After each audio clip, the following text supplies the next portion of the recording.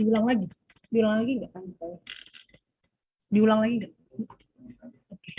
Ya, Bapak Ibu sekalian, pada kesempatan ini saya akan menyampaikan sosialisasi musyawarah kelurahan, verifikasi kelayakan, dan juga usulan penerima bantuan sosial yang bersumber dari Kementerian Sosial. Seperti tadi yang sudah disampaikan oleh Ibu Kepala Dinas Sosial, bahwa memang dasar hukum dari pelaksanaan kegiatan musyawarah kelurahan ini ada beberapa. Yang pertama, Instruksi Presiden nomor 4 tahun 2022 tentang percepatan penghapusan kemiskinan ekstrim, dan juga ada Peraturan Menteri Sosial Republik Indonesia nomor 3 tahun 2021 tentang pengelolaan data terpadu kesejahteraan sosial, di mana di pasal 2 ayat 2 di sana ada proses usulan dan juga verifikasi dan juga validasi bantuan sosial Kementerian Sosial yang ada di daerah-daerah. Berikutnya lagi adalah Keputusan Menteri Sosial Republik Indonesia nomor 150 tahun 2021 tentang tata cara proses usulan data serta verifikasi dan validasi, di mana di dalam bab 4 pada poin D tentang tata cara penyampaian usulan dapat dilakukan dengan musyawarah kelurahan. Dan berikutnya adalah tindak lanjut dari rapat dengan Menteri Sosial untuk perbaikan data Bansos Provinsi DKI Jakarta. Dan terakhir kami sudah ada SOP yang ditandatangani oleh Kepala Dinas Sosial tentang verifikasi kelayakan bansos baik itu bersumber dari APBN dan juga APBD. Selanjutnya kami sampaikan tujuan dari pelaksanaan musyawarah kelurahan ini. Yang pertama, melakukan verifikasi data penerima bantuan sosial PKH dan BPNT yang sudah dilakukan pemadanan seperti tadi disampaikan Ibu Kepala Dinas Sosial terkait data kependudukan dan juga data kepemilikan aset dari Dinas Dukcapil dan juga dari Bapenda. Yang berikutnya adalah melakukan penidaklayakan penerima bantuan sosial PKH BPNT yang tidak tepat sasaran sesuai dengan hasil padanan dan kondisi real di lingkungan masyarakat. Yang ketiga, menilai kelayakan warga sesuai tingkat kesejahteraan sosial dan ekonominya pada data pensasaran percepatan penghapusan kemiskinan ekstrim atau P3KE yang kemudian kita akan usulkan sebagai calon penerima bansos PKH BPNT. Tentunya sebelum saya menyampaikan hal-hal yang terkait verifikasi ini, Bapak Ibu sekalian, sekilas kami sampaikan pengertian dari program PKH, program pemberian bantuan sosial yang bersyarat kepada keluarga miskin dan rentan yang terdaftar dalam DTKS yang diolah oleh Pusdatin Kesos dan ditetapkan sebagai keluarga penerima manfaat PKA. Bahwa peraturannya adalah Peraturan Menteri Republik Indonesia nomor 10 tahun 2017 tentang PKH. Dan terkait BPNT atau yang biasa disebut program sembako atau bantuan sosial pangan adalah bantuan sosial yang disalurkan secara non-tunai dari pemerintah yang diberikan kepada KPM melalui uang elektronik saja digunakan untuk membeli bahan pangan yang telah ditentukan di e-warung.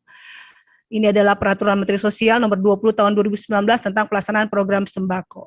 Dan untuk program P3KE, di sini ada data terkait pensasaran percepatan penghapusan kemiskinan ekstrim, yang disebut adalah data P3KE, sumber data yang digunakan dalam implementasi program percepatan penghapusan kemiskinan ekstrim yang didata oleh BKKBN terdiri dari rincian keluarga dan individu atau jiwa dengan nama dan alamat.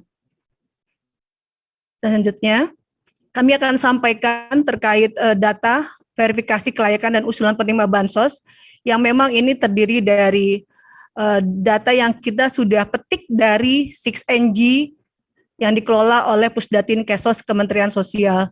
Data ini ada sebanyak 299.267 yang nanti akan kita tidak layakkan sesuai hasil padanan dengan Dukcapil dan Bapenda adalah sebanyak 25.996. Dan ini sudah kita keluarkan untuk yang meninggal dunia. Kalau yang meninggal dunia sesuai dengan ketentuan dalam Kementerian Sosial bahwa yang meninggal dunia itu diturunkan, dia diwariskan kepada pengurus yang lain yang masih ada di dalam keluarga tersebut. Untuk data musyawarah kelurahan, ini kita akan turunkan sebanyak 271.568 dengan dikurangi dari data yang memang anomali, di mana data ini ada yang kelurahan-kelurahan nol ataupun ada NIK yang lebih dari 16 digit. Selanjutnya adalah data P3KE. data P3K ini bersumber dari Bapeda yang memang sudah disampaikan oleh BKKBN kepada pemerintah Provinsi DKI Jakarta, dan ini yang sudah terdaftar di DTKS ada 153.633 yang di bulan Februari 2022 dan November 2022 ada 13.153. Dan data yang kita akan usulkan pada musyawarah kelurahan adalah sebanyak 147.067. Ini sudah kita kurangi dengan data padanan dari Dukcapil dan juga Bapenda, di mana data itu ada yang memang penduduk tidak aktif, baik yang meninggal dunia, yang pindah alamat dalam DKI Jakarta, dan juga ada pindah luar DKI Jakarta serta tidak ditemukan. Seperti itu. Nah, kami sampaikan di sini kriteria penidaklayakan terhadap data bansos PKH BPNT serta usulan bansos. Untuk penidaklayakan, ini ada beberapa indikator kriteria. Yang pertama, alamat tidak ditemukan. Yang kedua, meninggal dunia, kecuali pengurus yang memiliki ahli waris, ya, karena ini adalah berbasis keluarga, sehingga apabila ada yang meninggal dunia itu dapat diturunkan, karena memang pengurus dalam penerima manfaat ini adalah perempuan. Biasanya kalau perempuannya itu meninggal akan diturunkan kepada anggota keluarga lainnya yang belum berkeluarga di dalam satu kakak.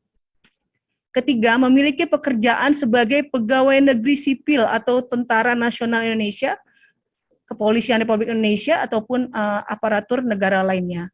Keempat, anggota keluarga PNS, polisi atau TNI.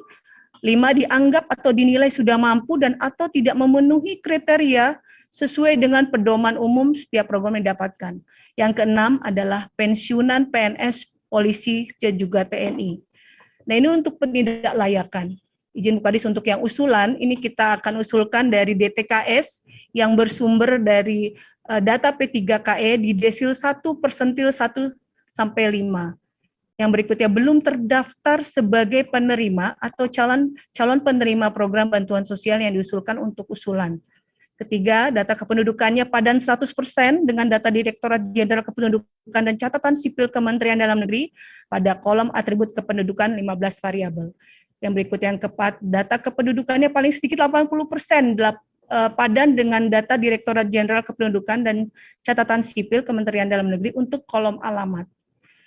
Berikutnya lagi, yang kelima, presentasi kepadanan yang digunakan berasal dari web service yang disediakan oleh Direktorat Jenderal Kependudukan dan Catatan Sipil Kementerian Dalam Negeri.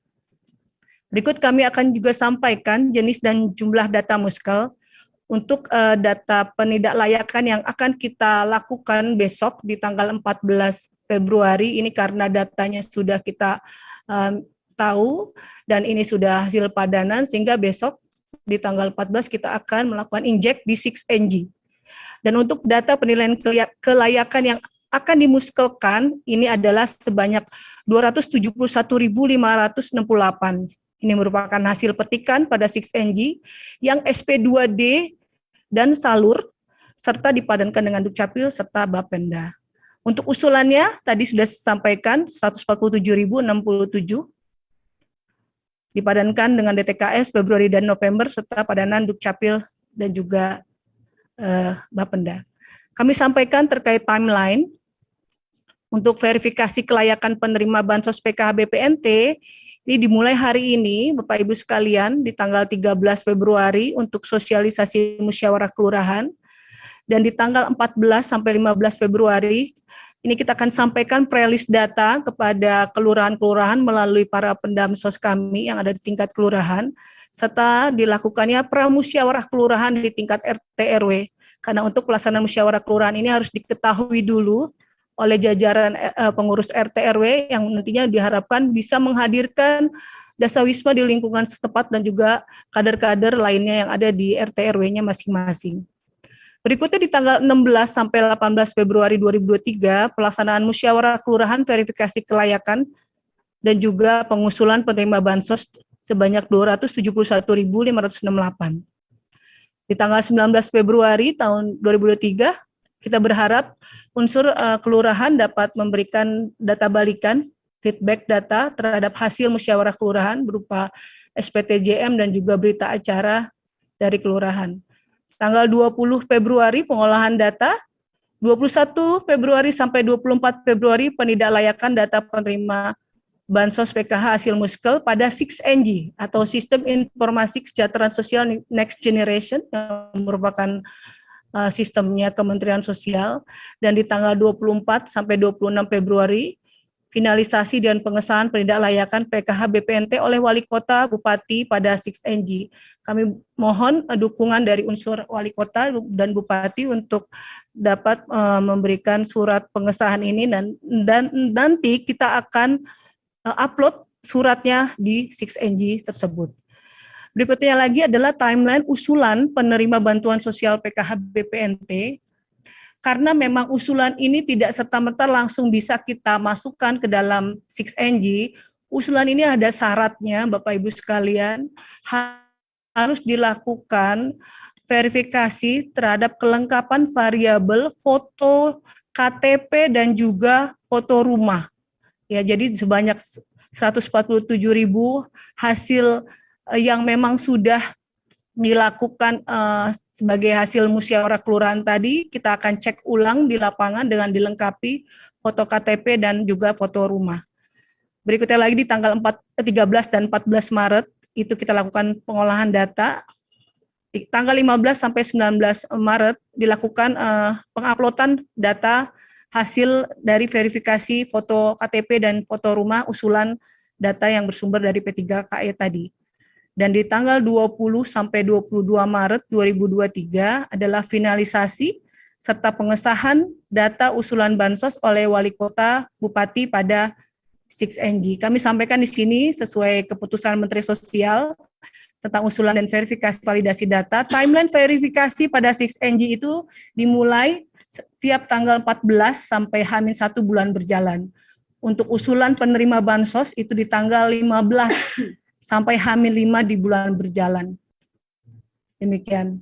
Nah, ini kami sampaikan lagi terkait pelaksanaan musyawarah kelurahan di tanggal 16 sampai 18 Februari. Metodenya juga seperti yang biasa sudah dilakukan di tingkat kelurahan, ini sudah tidak asing lagi, familiar di lingkup kelurahan, bahwa kegiatan musyawarah kelurahan dapat dilaksanakan di ruang aula, ruang rapat yang ada di kelurahan dengan menerapkan tetap protokol kesehatan, peserta dilakukan dengan melibatkan beberapa unsur seperti anggota DPRD sesuai daerah pemilihannya, aparatur kelurahan, petugas pendamsos, ketua anggota lembaga musyawarah kelurahan, pengurus RT RW, dan juga kader-kader lainnya termasuk Dasawisma, Jumantik, dan juga yang lain.